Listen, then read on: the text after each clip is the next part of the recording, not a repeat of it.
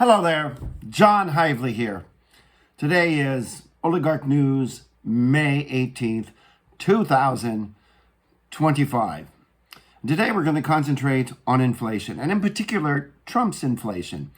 President Trump, of course, has initiated a bout of inflation with tariffs. Now, originally he said that China was going to pay for the tariffs, and a tariff is just a tax on products coming from abroad into the United States. However, you pay for the tariffs when you buy that stuff. So China actually doesn't pay for anything. Although higher prices means smaller demand in the United States for Chinese products, or products from Chile for that matter, or anywhere else. And that means unemployment for a lot of people outside of the United States who make their living by exporting to the United States. So anyway, today, the inflation via the tariffs are coming to fruition, and they started in April. Here's something from the Huffington Post a couple days ago. Walmart, and I'm reading here, Walmart, which became the nation's largest retailer by making low prices a priority, has found itself in a place it's rarely been. It's warning customers that prices will rise for goods ranging from bananas to car seats.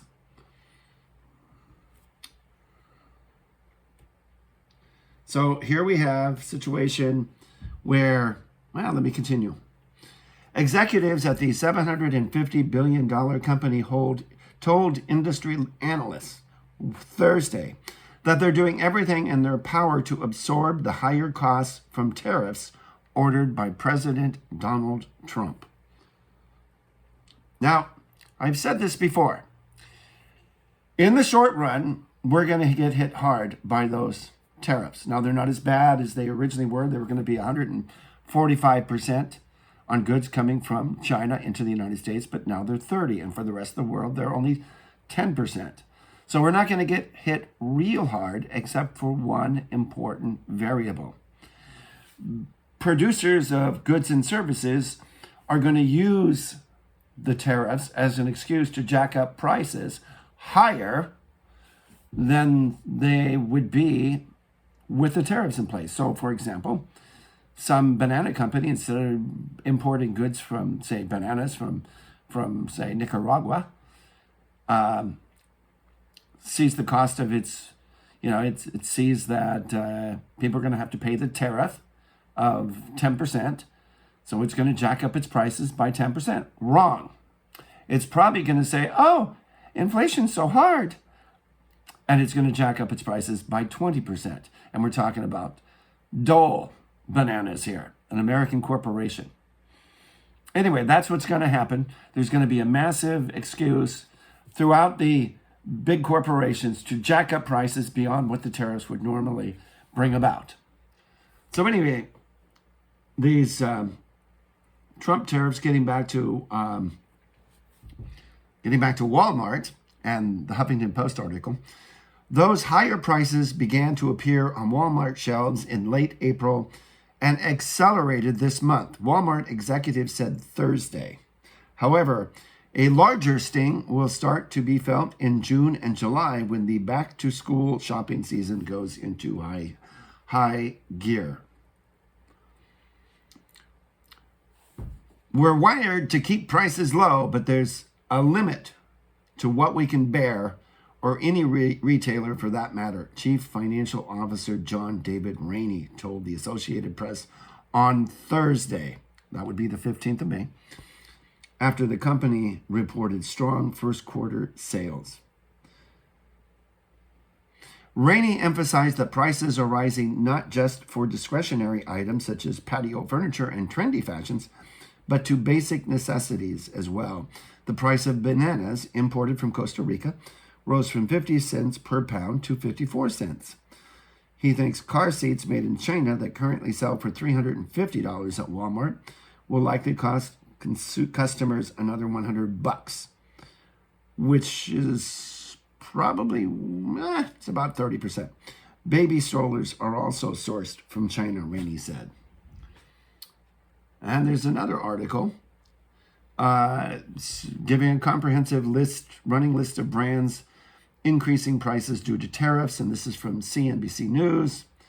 And so the cost of products range from Nintendo and Uppa Baby could go up even more.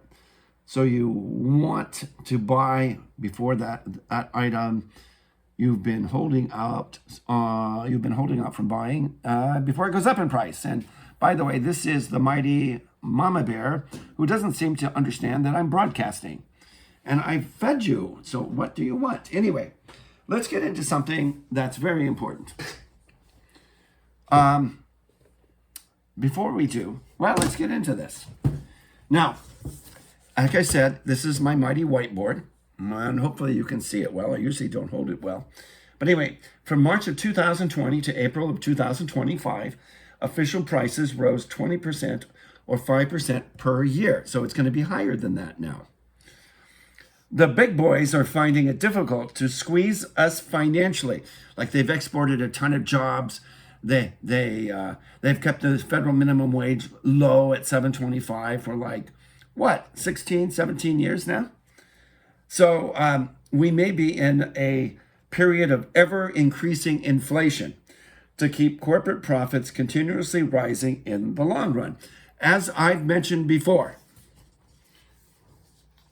the big boys, the billionaires, and the super millionaires rely on the stock market for 69 to 100% of their income and wealth. And that has to constantly grow. What would happen if all of a sudden share prices drop because profits drop? And of course, what would happen is their wealth and income would go down. During the Great Depression, as I've mentioned before, stock prices and profits, and here's Mama Bear again, stock prices and profits, they dropped 95%, and FDR was able to get through legislation such as Social Security, unemployment insurance, things of that nature. Important things that we rely on today. Anyway, thank you, Mama Bear. Anyway, so the big boys don't ever want to see another Great Depression. That's why they've had the federal government, which is, I consider to be separate from, although it's interrelated with, the Federal Reserve. So they've relied on those guys in the Federal Reserve and the federal government for tens of trillions of dollars of bailouts that we'll get into later, which have led to a rise in housing prices for you. We get into that later. But anyway, I would also like to point out that the S&P has risen 45% since 2020, the S&P 500. Now remember, March 2020 to April 2025, official prices rose 20% or 5% per year. But the S&P during the same period rose 45%. So they're going up 9% per year. So they're absorbing the costs.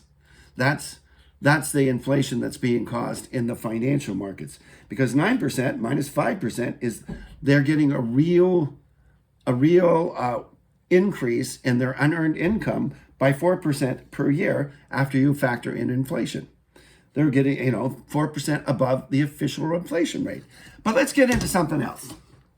The official inflation rate, many people consider to be bogus. Let me show you. So here we have two graphs, this one and that one. We want to pay attention to this one to avoid a confusion. So a lot of people think the federal government deliberately understates inflation. This way they can keep, say, cost of living adjustments for Social Security recipients low compared to what they really should be. For example, this company here, shadowstats.com, they measure inflation using the way it was done by the U.S. government, the way it was measured by the U.S. government in 1980. And the government changed it in 1980 to make inflation seem like it was less. So one of the things they did from 1980 was they began to exclude things like energy and food. But this list here contains energy and food. And one of the things that they did in this measurement is that one of the things the government did, that if the price of steak, for example, doubled, say sirloin steak doubled from $3 to $6 back then, which would be like $15 to $30 today, the government would assume you're going to shift and you're going to buy a hamburger, which didn't rise in prices. Now get this.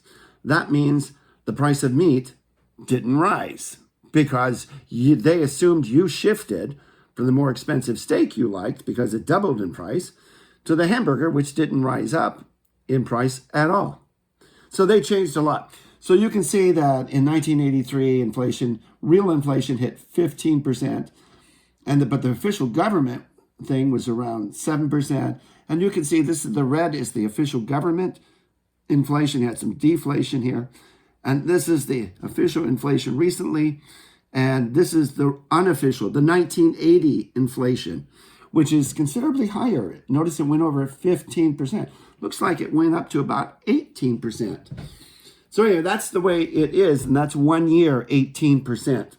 That's why back in 2008, I could buy 4 cans of cheapo tuna at the local grocery store, which is now owned by Kohl's. I could buy 4 cans for $1, but now I can only get 1 can for $1.